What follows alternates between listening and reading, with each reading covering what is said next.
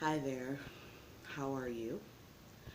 My name is Kendra Marie Jenkins. I'm 35 years old.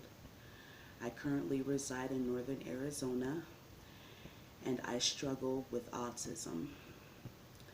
I'm making this video for my mother mostly because she's making a documentary about autism. And I'm glad that she's doing this because people need to be more aware about autism, the epidemic, and how prevalent it is and the struggles that people go through, whether they have autism themselves or if they have children or family members that have autism. And this video is going to be about me and my personal walk with autism and my struggles. I'm going to cover this video in 4 parts. Um, I'm going to cover my struggles. I'm going to cover my modems that I go through and the things that I do as an autistic person, and my struggles to be independent as an adult with autism. Yeah, growing up with autism isn't easy. It's a constant struggle because, it's not internal per se, it's more in the mind. And one of the things I admire about my mother is her remarkable strength because she has 5 special needs children and she's taking care of them on her own. And I could only imagine all of the struggles and all of the responsibilities that she has on her plate as a mother with special needs children. And I'm actually my mother's name is Kimberly Reese, and I'm actually her oldest child. And I absolutely adore her, as a mother. I just love her strength. I love her wisdom. She's taught me so many things. We've had our ups and downs as I was growing up, not because I purposely wanted to hurt her or anything of that nature. It's just that, with my autism, I had my challenges.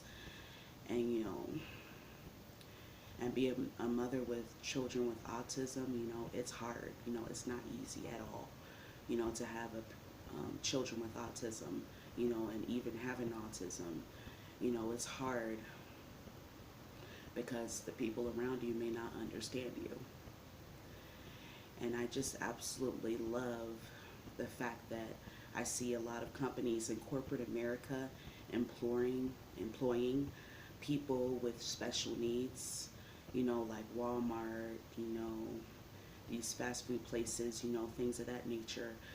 And people who are special needs are actually, they're very sweet people, they're very hardworking, and there are people out there that are abusive towards them. But then again, there are people that appreciate them. And I'm so thankful for the people that do appreciate people with special needs. And as I do this video, I pray that it encourages you, and I pray that also it'll make you more aware of the autism epidemic and the struggles that people face, and how I believe we should come together and embrace this epidemic and help people, how should I say this, help people, not only come together, but, to raise more awareness about the autism epidemic and, the struggles and pain that come with it. So I'm going to start off talking about my struggles growing up. Yeah, I was born in November 24th, 1983. That's my birthday. I was a Thanksgiving baby. And my mother went into labor while she was cooking Thanksgiving dinner, and, and she was helping my grandmother and my aunts help cook Thanksgiving dinner. She goes into labor and has me, and she likes to call me her turkey. And, and I'm her oldest child, of course. So, it was, my mom was a teenager, so it was, a constant struggle, and she told me that literally that I changed her life because, she had a new responsibility, and, and it actually helped her, realize how important being a mother is. And throughout my childhood and even into adulthood, I dealt with a lot of bullying. Bullying was like one of the number one things that I struggled with in my life. I was bullied by kids, I was bullied by teachers, I was bullied by even people in the church. I was rejected. I experienced a lot of rejection. I mean, even as an adult in the workplace, when I worked for corporate America, I experienced a lot of rejection. People talked about me, people gossiped about me. You know, I felt like the outsider, basically. You know, I felt like nobody wanted to get to know me. I felt like nobody wanted to be friends with me, and as a result, I didn't have a lot of friends growing up. People were very cruel. Kids were very cruel. And, I also had my share of mean teachers. Yeah, because, there are teachers out there that have, belittled students, and basically humiliated them in front of the entire class. And unfortunately, I was one of those students. Yeah. And people would tell me, people think you're weird. Yeah. And I thought I was weird, because I knew, even as a kid, I knew I wasn't normal. I would do things that I knew normal kids didn't do. And I'm going to get into my motives later, but, people thought I was weird. People made fun of me. People would laugh at me and point at me because of my motives, and because of the autism and the things that I did. You know, Mainly when I was in school, I would play with my hands like this, like I was putting on lotion, but I wasn't putting on lotion. It was just a motive of mine because, you know, when my mind would doze off, I would start doing that, especially when I got excited, and when kids saw that, they made fun of that, because they didn't realize, what I was going through, and that I wasn't doing that to be funny or, to make myself look bad. It was because of the autism. So I went through a lot of bullying, and I think everybody goes through bullying at some time in their life. People are gonna reject you or talk about you at some time in your life, but when you grow up, going through things like that, and people see you as an outsider and things like that, it has a long-term effect on you as a person. And there were times when kids would say things like, "Ooh, you got the Kendra touch," you know, and they would touch you, and in order to prevent yourself from getting the Kendra touch, you had to cross your fingers or cross your arms, or cross your legs, and things like that. So basically, kids treated me like I was a disease, and they would scoot away from me, like I was contagious or something, and that really, really hurt me deeply. Yeah, because I felt like I was a mistake. And another thing that I struggled with my autism was lack of focus. Whether I was in school, whether I was in church, whether I was at a meeting or something like that, lack of focus, my mind would doze off like instantly. It was hard for me to focus in school.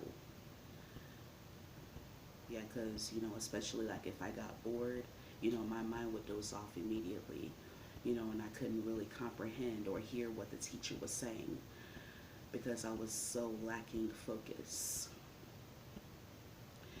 And, and as a result, I would get good grades, but then, then they would suffer. I would get good grades again, and then they would suffer. It was just like this continuous cycle. And then even like in church when the preacher was preaching, even now, it's hard for me to focus, on the word that's being given because, when I when my mind dozes off, daydreaming, which is one of my modems, I just completely just doze off, not sleeping, but, I would daydream, and, you know, my mind would lack focus. It's hard to keep my mind focused because of the autism. It's really hard, especially when it's not something that I'm interested in. Even if it is something that I'm interested in, or, if it's like this long, boring meeting, or, if it's like this, long preacher word, a preacher's up there preaching a long word, and, I try to, my focus pretty much goes like back and forth and back and forth, when it comes to learning, you know. But, I do love reading, um, I love history, I love to learn and things like that, but, sometimes it's really hard to stay focused because of the autism. Another struggle that I have was, when I was growing up, I talked about, the bullying and things like that. My grades would suffer, because of the bullying, because I would, let the ignorance of other people, stop me and, block me from, feeling any type of love, any type of, speciality. You know, I didn't feel loved, I didn't feel special. I felt like a mistake, basically, like I said earlier. I felt like I didn't belong in this world, because, I was different.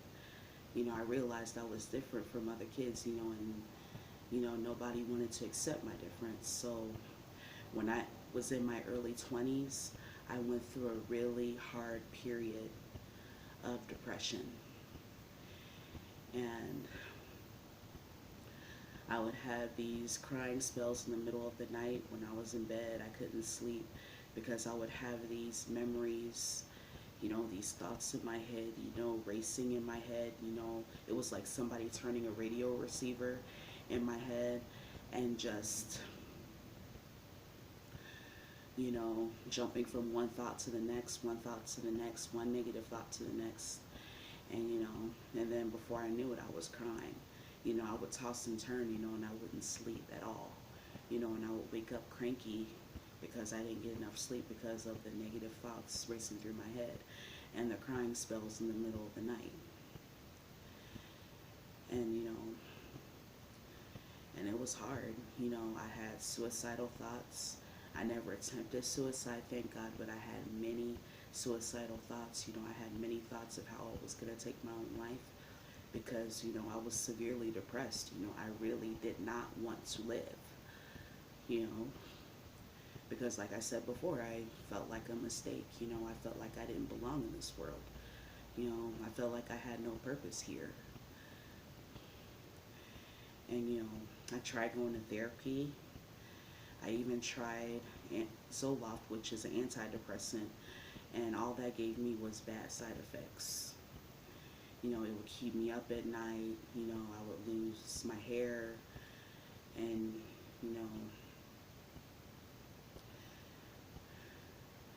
and mainly, it would make me feel even more depressed. Yeah, because, it didn't help at all. Yeah, the antidepressant didn't help at all, and the therapy, it was okay, it was okay to have somebody to talk to, from time to time. And, and my therapist would give me not videos, but cassette tapes, to kind of help me relax and things of that nature. But, it didn't really help all that much. Yeah. But, so, it was hard. I had to stop taking the antidepressant because, the side effects just kept getting worse. And so I went through that really bad period of depression when I was in my early 20s.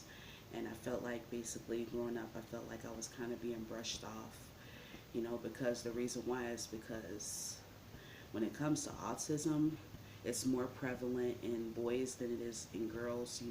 In boys it's easier to spot. When a boy has autism, you can easily tell. With girls, it's another matter.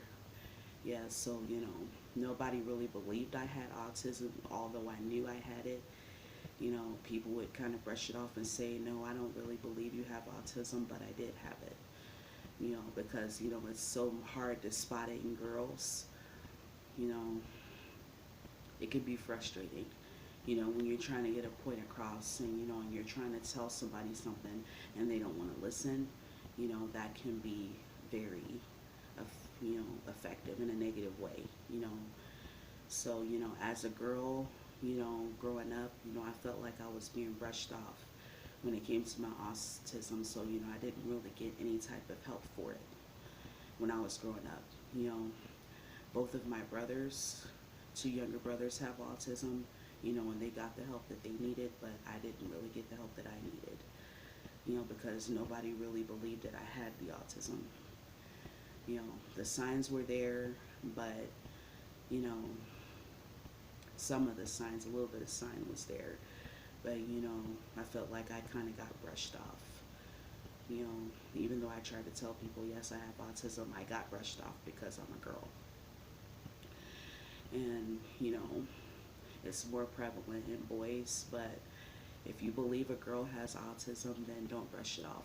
Get her tested, ask her what she does, her motives, and things like that.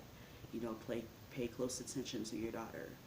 That way you understand, what she's facing and what she's going through. It's easier to spot in a boy, but, in a girl it takes a little bit of investigation. So make sure you investigate your daughters, and make sure you realize that they do have the autism. If they're going through anything, just make sure you investigate it. Even in your sons, if you have sons or if you have daughters or any type of family member that has the autism, make sure you really investigate in that. That way they can get the help that they need. And so those are just, some of the struggles that I've gone through. And just to name a few of them, my story is really long, but, I'm just going to keep it, get to the important points and keep it as brief as I can. That way you can get to know me a little better, and understand what I've been through in my life.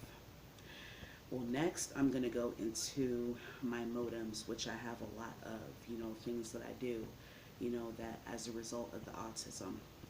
My first one I have here is playing with my hands, as I mentioned earlier. When I daydream, when I get excited, or even if I get angry, stuff like that, I play with my hands a lot, like I'm putting on lotion, but I'm not putting on lotion. It's, I'm just playing with my hands, and I got made fun of because of that. Yeah, playing with my hands is a big one. Number two would be, what do I have here? Playing with my eyelids. I do that a lot. That's a sensory type of thing. The reason why I do that is because, I just, like the softness of the eyelid, things of that nature. So that's more of a sensory type of thing. So you'll constantly see me playing with my eyelids. It's not that I'm trying to be weird, it's just that, that's a modem that I do. It's a kind of like it's a sensory type of thing, and I like the softness of the touch. That's why I play with my eyelids. Another thing, like I mentioned earlier, daydreaming. Daydreaming is another thing that I do. It's, my mind dozes off like constantly, if I'm sitting with a close friend, and they're trying to vent their frustration towards me, or if they're trying to have somebody's trying to have a conversation with me, or if I'm trying to listen to a message like I mentioned earlier, or try to focus on a lesson or something like that, I'll be listening. Most of the time, I will be listening, and sometimes I can comprehend what you're saying, but, sometimes, my mind will doze off.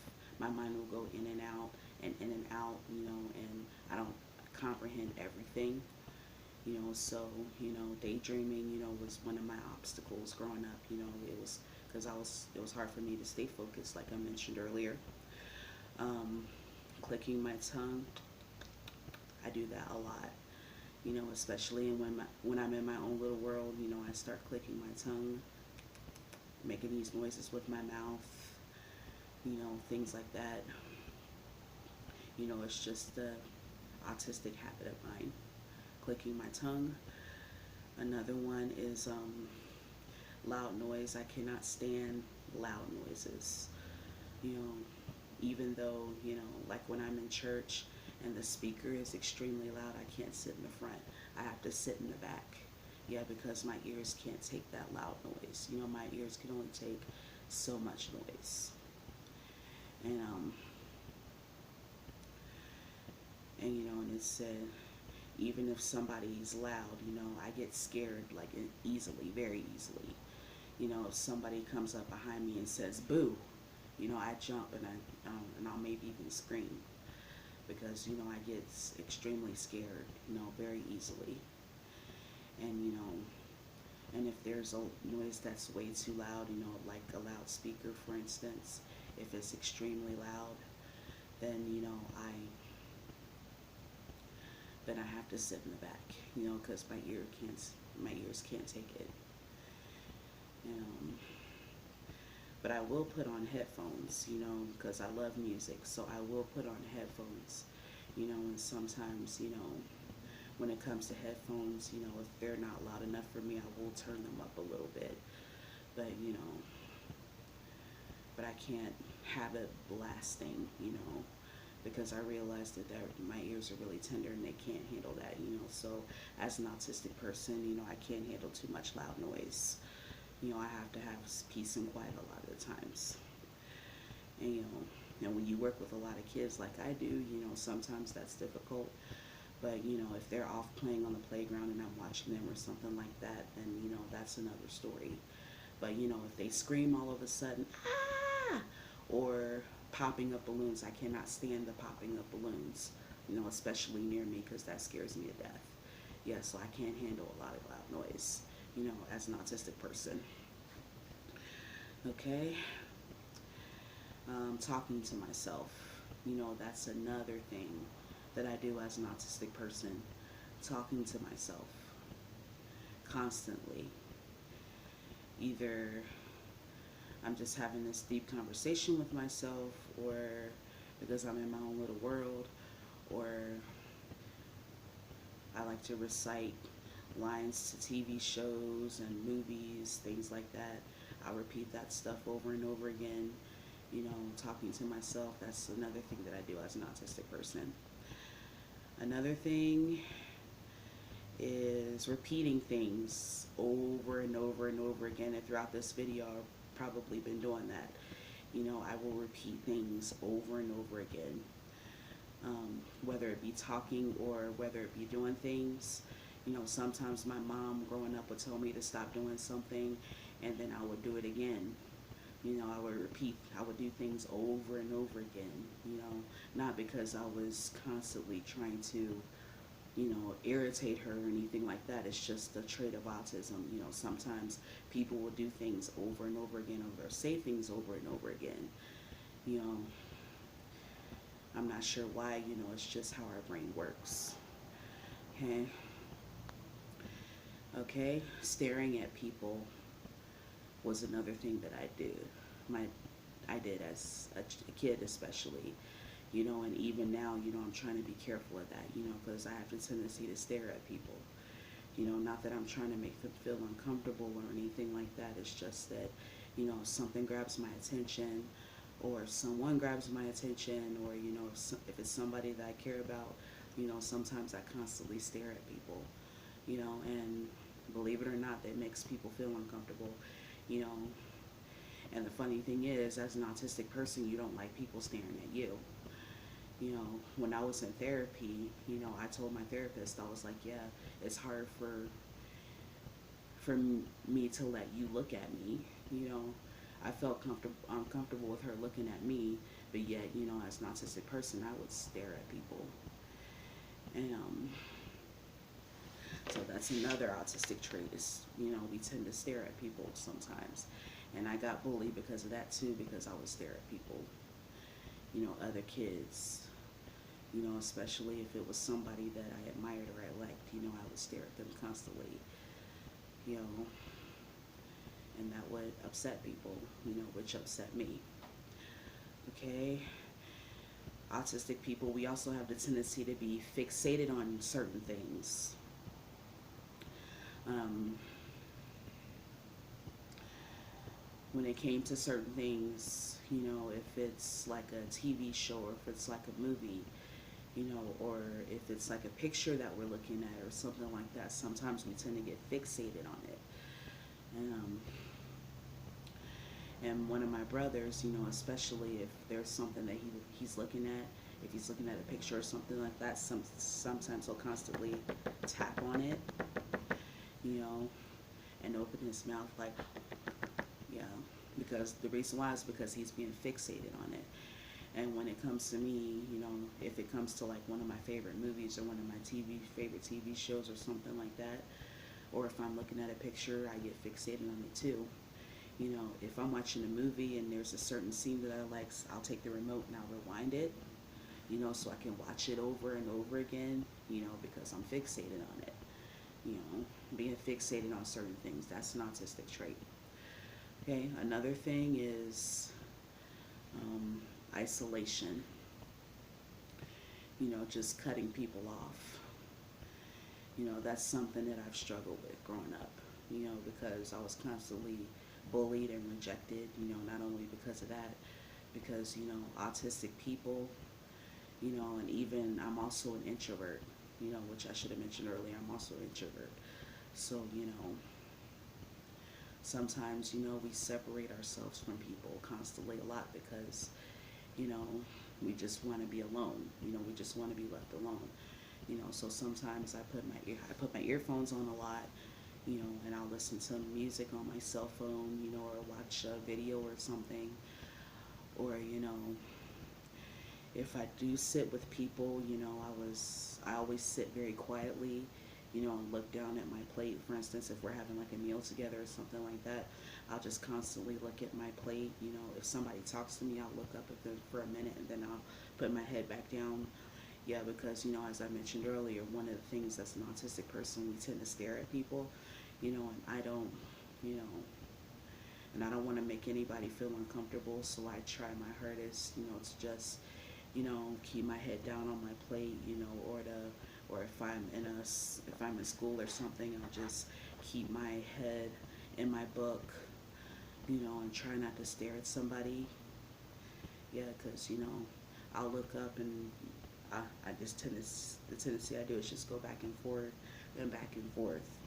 You know, if somebody looks at me or, if somebody's talking to me, I'll look at them briefly, and then just put my head back down because, I don't want just, one of the things that, I mentioned before is staring at people, and I don't want to make anybody feel uncomfortable. So, sometimes I do isolate myself as a result of that, and also the fear of being rejected. But, as I've gotten older, and I've grown spiritually, I'm trying my best to let people in, more.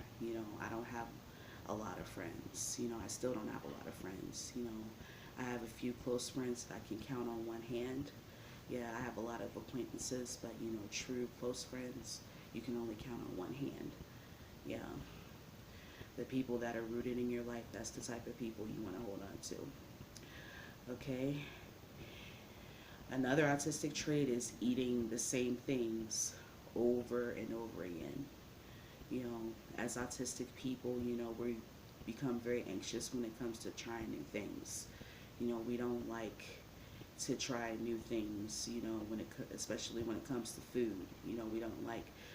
We get really anxious when it comes to trying new things. So, I have the tendency to eat the same things over and over again. You know, I like my burgers, I like my chicken, I like my fish, you know, and sometimes I'll eat a salad, and a vegetable every now and then. And I stick to water, and I slowly try to incorporate new things into my diet. But as an autistic person, that can be difficult, because we like to eat the same things over and over again. Okay? Another trait that happens as an autistic person is anxiety. Oh, yeah. And autistic people get really anxious. For me, I get really anxious, like, if something needs to be done and there's not a lot of time to do it, or if something needs to be done and, and somebody promised that they help me and they don't do it right away, or if things don't happen right away, I get really anxious about that. What else? When it comes to like meetings, or if somebody says, come here, I want to talk to you about some things, I get really anxious about that, because I'm like, okay, are they going to say something bad? Did I do something wrong? Things of that nature. I get really anxious about that. And I also get really anxious when it comes to driving. Yeah, I'm currently trying to work on my license, but it's been a challenge due to the autism, because if I take my driver's test and the examiner says, gives me this direction and, tells me, what, turn right, or turn left, and I'll do the opposite, that happened the last time I took my driver's test. The examiner told me to turn left, and I tried to make a right because I got anxious and I got confused. Yeah. Yeah, when somebody gives me any kind of direction, tries to give me any kind of directions, I get anxious about that, and sometimes part of me repeating things over and over is to play it out in my head so, I can understand and comprehend what they're trying to say to me. Yeah, because it's not always easy, being an autistic person, causes a lot of anxiety, because, we don't always comprehend what's going on around us. Okay, so anxiety is another stronghold for an autistic person. Okay, running my fingers through my skin, that's another sensory thing. I also do that too as an autistic person, because I like the touch, and it's a sensory type of thing. So, yeah, autistic people, we have like these sensory things that we do, which is most of the modems that we do. So that's another stronghold that I do. I think that's the last thing that I have on my list here. There might be more things, but, that's a lot of things that, a lot of modems that I face. And a lot of things that I do as an autistic person. Those are a lot of my modems. Okay, and next I'm going to get into my struggle to be independent. Yeah, my mother and my siblings currently live in Ohio, and I live here in Arizona. And the reason I moved to Arizona was because I felt like, God called me here. And those of you that are Christians and, you understand the prophetic, I'm a prophetic dreamer. And which means God speaks to me through dreams quite often. And one of the things he spoke to me in a dream was Arizona. I remember the very first dream that I had, I was just about to finish college. And I'll get into that. I was just about to finish college. And I was asking God, okay, where do I go from here? And he gives me the dream. And in this dream, there were a group of students sitting at computers, and it looked like they were in this warehouse. And I remember seeing this big bus, and one of my college professors called me over to him and two ladies that I went to church with at the time. And they said, and my professor said, we're going to Phoenix, Arizona, and the trip is going to take 8 hours. Now, it takes a lot longer to travel from Ohio to Arizona. It takes a lot more than 8 hours. And in the dream, I saw everybody pile onto this bus. And when I really broke the dream down, I realized that buses represent big ministry. And The number 8 is the number, according to biblical times, is the number of new beginnings. Okay, so I was starting a new beginning right after college in Phoenix, Arizona. So I moved there right after I finished college. And and all we have to do is take the first step, and God will take care of the rest. So God's been taking care of me since I've been here in Arizona, and He's been using me in a mighty way. And right now I'm currently in ministry. I went to Valor Christian College, which is, if you're familiar with Pastor Rob Parsley in World Harvest Church in Columbus, Ohio, that's his Bible college, Pastor Rob Parsley. And Pastor Parsley also has a child with autism. His name is Austin, and he has autism. And the doctors told him that, Austin would never know that Pastor Parsley was his father, but they were dead wrong. And Austin ended up, graduating the top of his class and things like that. So, he's also prophetic too. So God's been using him in a mighty way. So, so Pastor Parsley and his wife, they understand about autism, and they also have another daughter. Her name is Ashton, and she has her own television show. A great woman of God, young woman of God. And so I went to his Bible college. I graduated twice, and I have 2 degrees. The first one is in independent studies, and the second one is in advanced leadership. And I graduated on the dean's list, which I'm very proud about. Amen. And so right after I finished school, I knew that my time and my season in Ohio was done. So I flew to Phoenix, Arizona.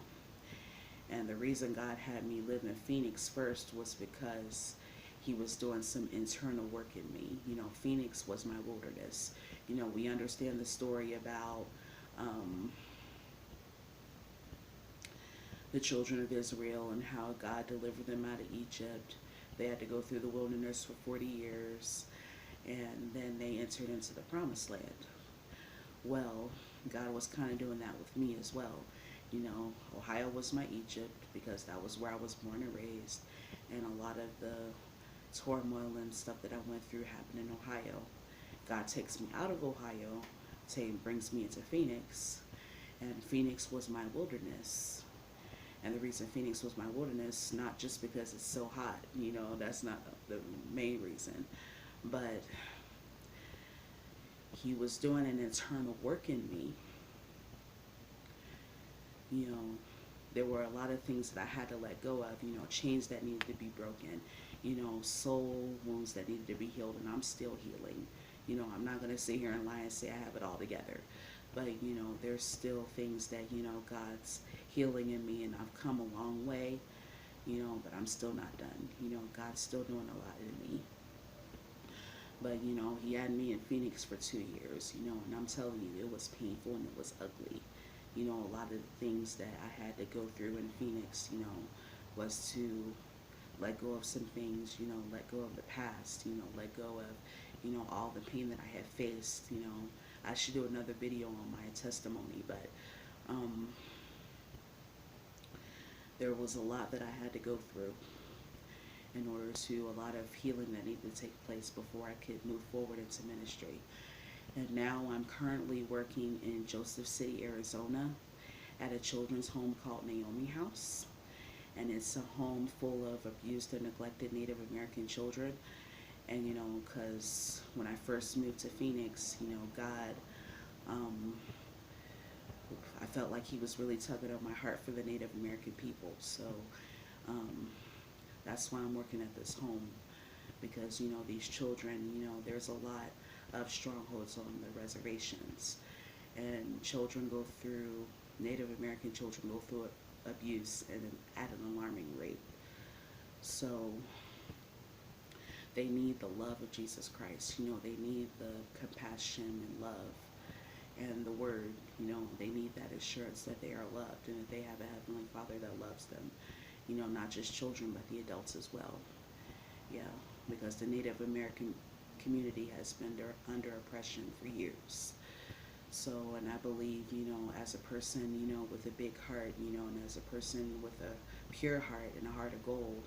You know, if you know me personally, you know I love to embrace people. You know, I love, you know, I just love to share the love of Jesus Christ. You know, even though I can get anxious sometimes, you know, I just love to share the love and the word and the assurance of Jesus Christ. So, you know, you'll find me embracing people a lot, you know. And when it comes to these kids, you know, they know they can come to me for a hug, you know, they know they can come to me to talk to me, you know, and I'll listen to them, you know, because that's just who I am. You know, and I believe God has anointed me to be a mother to many, you know, despite my autism, you know, to be a mother to a lot of people, a lot of children, you know, that, you know, were either motherless or, you know, never had that embrace, you know, because they need it so badly. And so, you know, I love being in ministry, you know, as opposed to working for corporate America, because when you're in ministry, you're surrounded by people that truly care about you know, and that, you know, that share the same compassion that you do. You know, that's what's so great about being in ministry. And being in ministry isn't all, you know, rainbows and, you know, ponies. You know, being in ministry has its challenges, yeah, because people don't always understand, you know, what you're doing. But, you know, and even now, you know, people still don't understand, you know, what I'm doing as a minister. But, you know, I absolutely love it, you know, and I'm just so thankful that God loves me and can use me despite my autism. And so I love being in ministry. I love the arts. You know, I love to sing. I love to dance. You know, I love to write. You know, I just currently started blogging. And I have my own ministry page on Facebook. It's called The Cherishable Hearts. And, you know, it's caring for the motherless, you know, and it's basically a ministry um, built on the basis of healing, you know, and feeling that acceptance, you know, and feeling that love of Jesus Christ. And when I write my blogs, I just write basically what's on my heart, you know. And as an introvert, it's so much easier for me to write things down as opposed to talking about them. Yeah, getting up in front of people, you know, I try my best to do that sometimes, but, you know, it's easier to sing in front of people, but when it comes to speaking in front of people, I still get very anxious about that. You know, it's so much easier to write things down. You know, that's one of the reasons why I started blogging. I felt like God was putting that on my heart to blog. So I just recently started blogging, and if you get a chance, if you're on Facebook, look me up, The Cherishable Hearts. Yeah, and my Facebook name is Precious Kendra Marie. So I love the arts, you know, I love, you know, kids, you know, sometimes, you know, it's hard for me to stay focused on the kids, you know, especially when it comes to younger kids, you have to give them all your attention. And when they're outside playing, especially, or, you know, when I'm in charge of them, I do my best to stay focused on them. But, you know, sometimes, you know, when they're outside playing and stuff like that, sometimes my mind dozes off. I'm not gonna lie. And then all of a sudden they're gone, and I'm like, okay, where's the baby? Where is she? Where is he? And and then, you know, it's just, you know, it's also that motherly instinct. You know, you want your kids to be safe. You know, they're not my kids personally, but I still love them. You know, and I can still consider myself a mother to them. But, you know, despite my autism, I love working with kids, you know, and I love to embrace them, especially, you know, I'm a nurturer, you know. I try to be firm, you know, and try to be, you know, more of a disciplinarian, but, you know, my nature is more nurturing. So, you know, I'm the best at doing that. Okay, so I love being in ministry. Okay, so, you know, I try to gain my independence by being in ministry and doing the best I can with that, you know, and doing the best with the gifts that God gave me. And, okay, trying to get a license, which I mentioned earlier, you know, it's been a struggle because of my autism to get a license, a driver's license. But, you know, I'm not going to give up on that. You know, I'm still going to persevere towards getting my driver's license because I want that independence as well. You know, and it's hard for me to ask people for rides, you know, because I don't like asking people for rides, you know. It's hard for me to accept favors from people, Yeah, because, you know, I just like to do things independently. I try to do things on my own, and not have to rely on people, especially my mom. And, you know, and with my introversion, as being an introvert, um, there's a lot of things I like to do on my own when I'm working at the house. I work in the emergency shelter at Naomi House. So that means, there's a lot of messes, there's a lot of kids, there's at least 12 kids in the house at a time. So, that's a lot of laundry, that's a lot of picking up, and you have to keep an eye on the kids. So it's a challenge. And so, I do spend a lot of time cleaning. I do spend a lot of time doing laundry, and, you know, I also spend a lot of time, watching the kids. I try to come up with like fun activities to do with them and things like that, to try to connect with them more. And when it comes to things like cleaning and laying out the kids' clothes and and washing their laundry, things like that, I prefer to do that alone. There are certain times where I prefer to work alone, because it's more comfortable, you know. And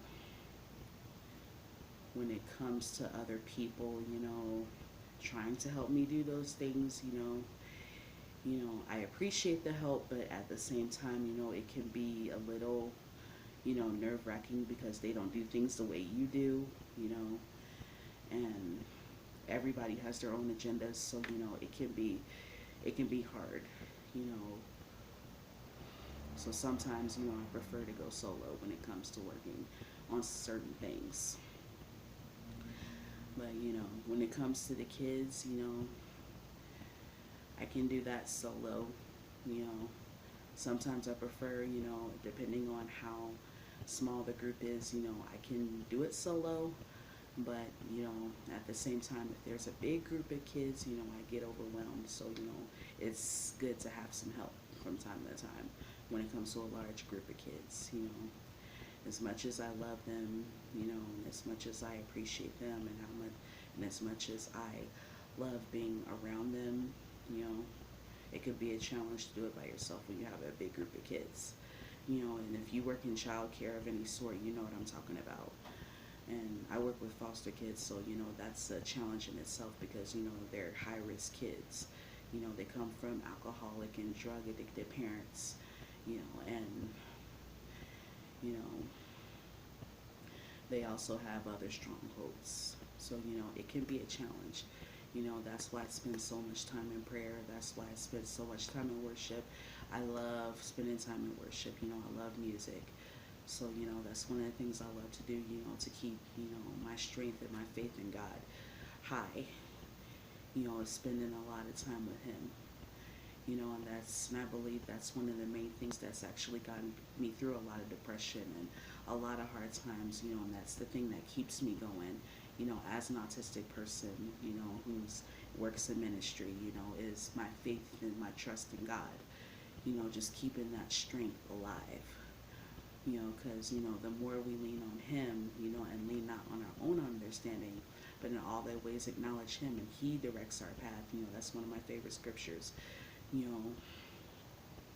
can't depend on how we feel all the time. We have to lean on Him.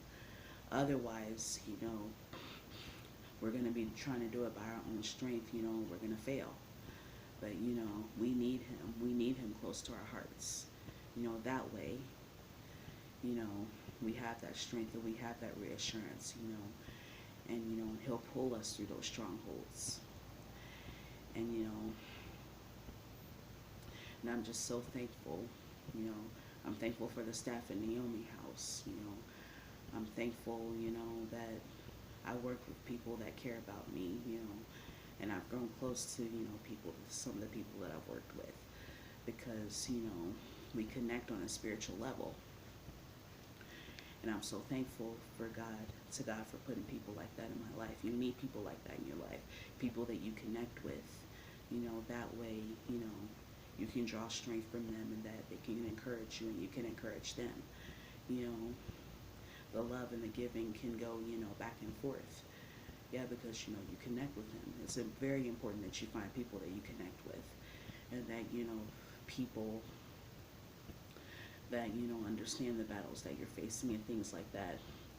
And I've made the decision to actually try to go back to counseling, because and get an official diagnosis of autism from a psychiatrist. That way, I can do what I need to do in the natural. That way, God can do the rest in the spiritual, and direct your steps, and, you know, bring you through those strongholds and things like that. So, and I can go on and on about, the things that God has done. But, I'm going to go ahead and end here. I thank you so much for listening and watching this video all the way through, and I pray that it has encouraged you. I pray that, you've gotten a better understanding of autism and how much it affects people, and how much, you know, of a stronghold it can be. But at the same time, I hope it encourages you that if you have a child with autism, if you struggle with autism yourself, or if you have any family members that have autism, I pray that, it encourages you that, despite everything that you're going through and despite the struggles that you have, God can still use you, and he can still do great things through you, just like he's doing great things through me. And I am so thankful for him. So I love you. Jesus loves you. And I thank you. And I thank God, for what he's doing. Thank you so much. God bless.